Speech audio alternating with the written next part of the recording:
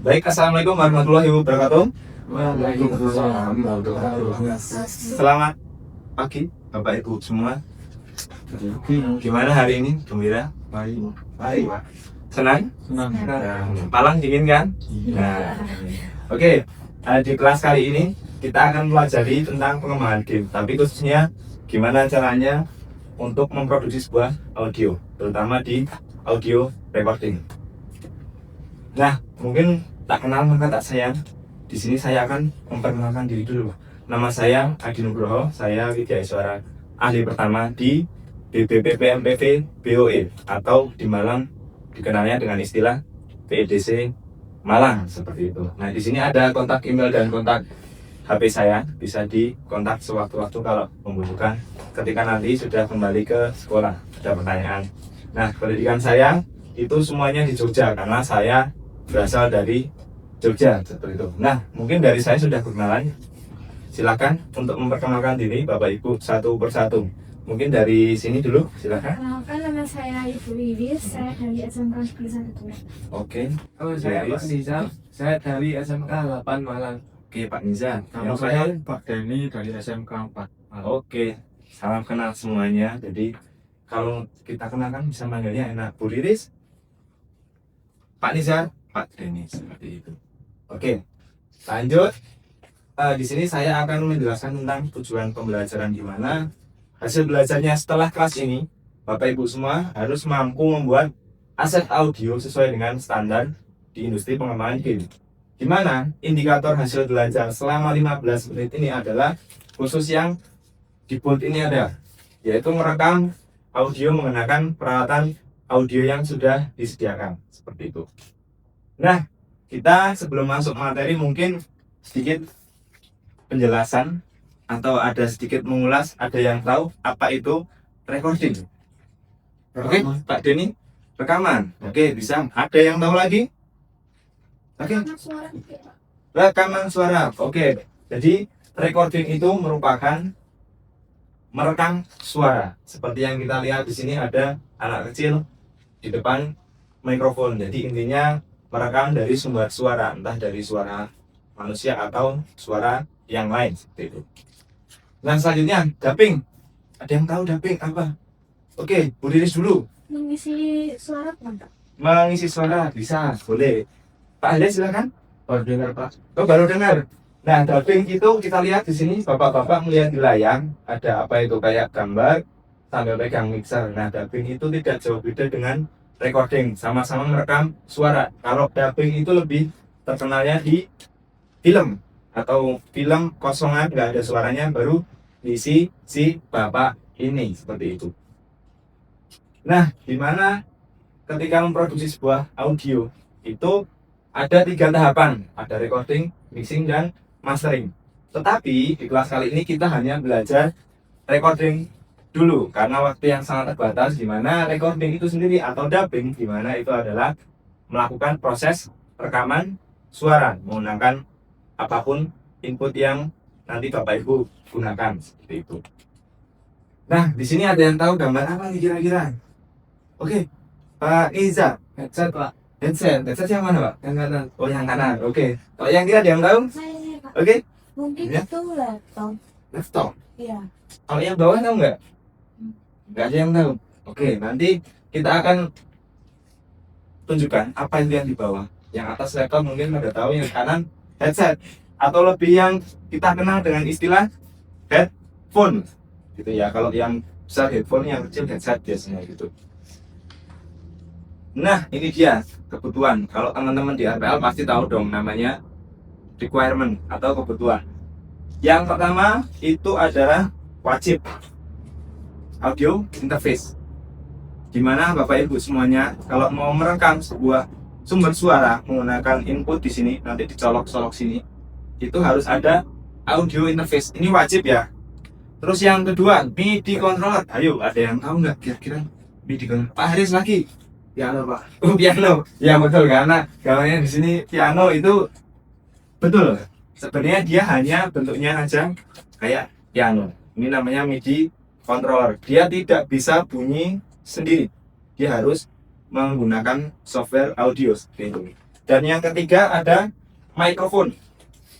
Mungkin Bapak Ibu pasti tahu ya, mikrofon mic sehari-hari yang kita pakai itu seperti ini. Dan selanjutnya kabel. Ada yang nggak tahu kabel? Wah, ini kebangetan kalau nggak tahu kabel. Nah, ini depan Bapak Ibu banyak kabel. Nanti kabel yang kita gunakan untuk praktek itu seperti ini, itu ya. Yang selanjutnya lagi studio monitor. Nah, di sini studio monitor kira-kira ada yang tahu nggak? Studio monitor itu yang mana? Studio monitor itu yang ini. Nah, kalau Bapak Ibu sering melihat vlog atau YouTube itu di depannya ada dua. Nah, itu namanya studio monitor atau istilah gampangnya speaker. Karena di khusus di musik atau audio itu istilah dikenalnya dengan studio monitor, gitu ya.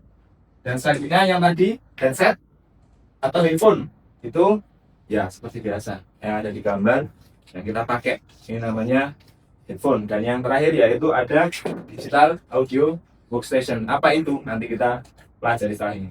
Nah, di mana MIDI tadi itu panjangan dari musical instrument digital interface, merupakan sebuah protokol digital interface dan konektor elektrik. Nah, ini kita lihat di sini ada yang namanya MIDI. Tadi ketika nanti di DAW, Bapak Ibu, itu bisa melihat bahwa ketika direkam itu nanti gambarnya seperti ini. Kotak-kotak seperti itu. Kalau dulu pernah main piano atau main keyboard itu di colokannya itu ada kayak gambar seperti ini. 5 pin istilahnya. Seperti itu ya. Nanti kita cek setelah ini. Nah, yang selanjutnya waveform. Ini kalau Bapak Ibu merekam menggunakan gitar atau mikrofon yang nanti untuk merekam suara itu nanti bentuknya kayak gini. Kalau kayak gempa itu di BMKG itu gempa kan gambarnya kayak gini gitu kan. Nah, ini dia tadi yang sudah saya jelaskan terkait dengan DAW, yaitu software. Jadi kalau di musik itu software yang disebut dengan DAW untuk merekam dan mengedit file audio. Nah, yang akan gunakan adalah softwarenya yaitu Cakewalk Next. Kenapa Cakewalk Next? Ya karena fiturnya tuh sudah mendekati profesional, tetapi gratis. Nggak mungkin Bapak Ibu setelah pelatihan ini menggunakan software krek-krekan atau bajakan. Kasihan murid kita nanti. Sedangkan di sini ada yang gratis, tapi sudah punya fitur yang profesional seperti itu ya. Nah, silakan Bapak Ibu buka komputernya. Silahkan untuk di-download di alamat ini. Oke, ya sudah. Oke, aman Pak Denny ya. Bisa aman. Bu Diris aman ya. Oke, Bu Dina aman. Bu Wati nggak ada kesulitan. Aman Pak Haris aman ya. Oke, sudah semua. Kita lanjut ke next ini ya. Sudah diklik. Nah, di sini dipilih yang Windows dan dipilih yang Mac karena kita menggunakan Windows. Oke, kalau sudah di sini kalau sudah terinstall atau terdownload di sini akan ada tulisan install gitu ya. Nanti diklik aja silahkan. Aman ya. Nah, sudah dibuat semua, sudah sampai new project. Ada yang kesulitan? Oke. Datang Dina. Oh, ini diklik aja. Ya. Oke, sudah. Oke, terima kasih. Sudah bisa semua ya? Yang saya kenapa ini Pak? Mana? Oh, ini nak di close aja. Di close aja. Oke, sudah ya. Aman? Aman. Oke, kita lanjut ya. Nah, di sini kalau sudah masuk membuat project itu akan menjadi tampilannya seperti ini. Nah, kita akan berkenalan dengan Cakewalk Next. Nah, di bagian kiri itu ada yang namanya track control. Itu untuk menggunakan track-track atau istilahnya kalau di aset visual 2 dimensi itu kita sebut dengan layer. Nanti kita membuat layernya di bagian kiri itu ada berapa track seperti itu gitu ya. Terus di bagian atas itu nanti untuk tombol perekaman, di mana di sini ada lingkaran merah. Itu untuk tombol merekam. Jadi mau merekam apa saja silahkan. Nah, yang selanjutnya di bagian kanan atau right panel itu ada metadata atau berisikan dengan informasi project yang akan kita buat. Nah, bagian bawah ini efek. Ini karena di kelas kali ini kita tidak menggunakan, jadi sementara diabaikan dulu karena ini pengenalan, jadi kita perkenalkan. Nah, ini adalah namanya main workspace, di mana nanti Bapak Ibu ketika merekam di sini akan kelihatan prosesnya seperti itu ya. Jadi tahu nanti merekamnya sudah berapa menit, sudah berapa detik, seperti itu. Nah, ini urutan yang harus Bapak Ibu pastikan ketika sebelum melakukan rekaman. Jadi kita pastikan, lihat dulu yang left panel, bagian kiri, bagian kanan. Pastikan dulu input outputnya, baru diklik rekam gambar lingkaran merah ini. Yang bawah sementara abaikan karena kita tidak menggunakan efek dulu. Nah, oke, silakan dicoba satu persatu. Ini nggak bisa lagi, Pak. Udah bisa lagi? Ya. Wah, ini error ya. Sebentar ditunggu. Oh, ini diklik nih. Nah, oke, udah ya. Pak Denny aman? Aman. Tulis aman ya. Oke. Wah, ini kok kayak udah sering pakai gitu ya. Oke, Pak Haris aman ya? Pak Wanti aman. Oke, jadi sudah aman semuanya. Kita lanjutkan ke media yang kita tunggu-tunggu, dimana nanti Bapak Ibu semua silahkan menggunakan mikrofon untuk membuat voice over, dan yang kedua untuk membuat sound effect itu menggunakan MIDI controller yang sudah disediakan semua di meja Bapak Ibu semua. Karena ini tugasnya kelompok, ini saya bagi dua, kelompok yang kanan satu kelompok, kelompok yang kiri satu kelompok, biar kerjanya enak karena alatnya terbatas, jadi biar bisa kerjasama dan saling sharing. Karena di sini pembelajaran orang dewasa, jadi Bapak Ibu bisa sharing. Jadi saya sebagai di sini kan hanya sebagai fasilitator. Jadi Bapak Ibu nanti bisa saling sharing sama kelompoknya seperti itu. Oke, silakan dikerjakan. Kalau mau rekam pakai mic dulu boleh, mau pakai ini dulu boleh. Bu Riris bisa gabung gitu ya. Oke. Nah, ini kalau sound effect pakai ini, Pak Haris aman ya? Enggak, aman. Bu Wati aman, Bu Dina aman ya? Oke. Kayaknya sudah pada selesai semua. Ini aman ya? Nggak ada kendala kayaknya kok. Kayaknya pada lancar-lancar, udah sering dipakai di sekolah ya. Nah, kalau sudah selesai semua, silakan. Kira-kira ada nggak yang mau sukarela kelompok? Siapa dulu yang mempresentasikan? Oh, Pak Haris lagi, silakan. Perwakilan saja ya, Pak Haris, untuk menjelaskan dari hasilnya. Oke. Nah, dua. Berarti di sini yang kita lihat rekaman suaranya, di sini sound effect-nya ya. Oke. Baik, sudah semuanya. Kita kasih applause dulu buat kelompoknya Pak Haris. Ya, baik.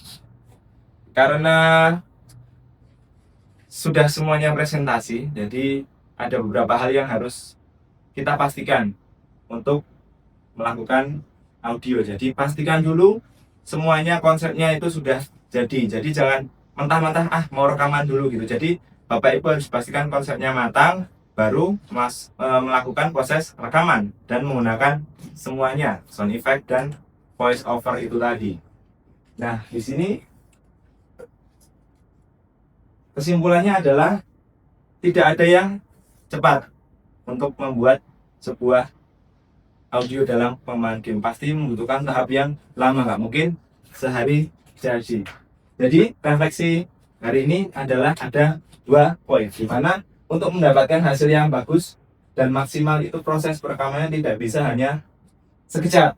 Yang kedua, diperlukan input yang matang untuk mendapatkan output yang maksimal. Itu tadi, jadi konsepnya harus matang baru kita rekam gitu. Oke.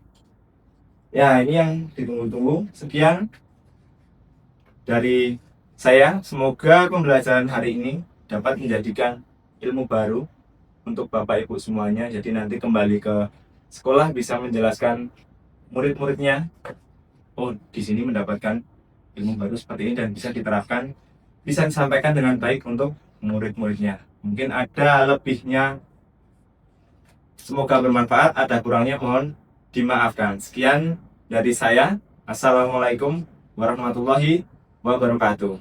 Tepuk tangan untuk kita semua. Oke.